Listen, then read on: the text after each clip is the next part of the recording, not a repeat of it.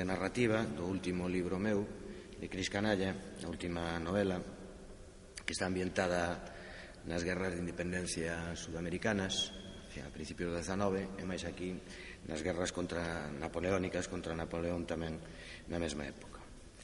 Di así: 28 de decembro de 1814, do diario de Cristian Poncet. Vivan as cadeas. Como pode un pobo que tanto loitou pola súa independencia berrar tal despropósito? Sei que así recibiron alegremente as masas en Valencia o regreso de Fernando VII desde o seu cativerio en Valencé. Nunca crin que tería que vivir un día no que escoitase expresar tal antinomia a un ser humano.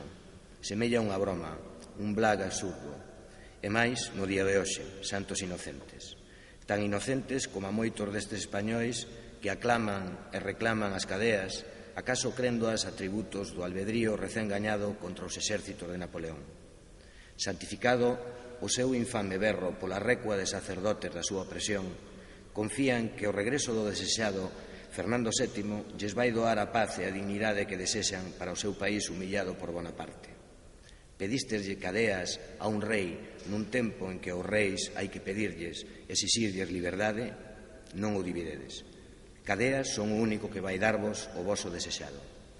Chamarlle así a este home desalmado que xa traizoou o seu propio pai, o seu rei, é cando menos un curioso exercicio de dogma no espírito humano.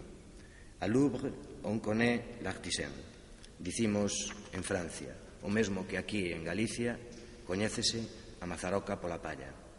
Padecín eu tamén doutros desexos como eses. Xa deixei dito antes, cando escribín máis polo miúdo sobre as circunstancias do meu alistamento nos exércitos do emperador Bonaparte, que a desilusión non é un sentimento exactamente contrario ao da ilusión.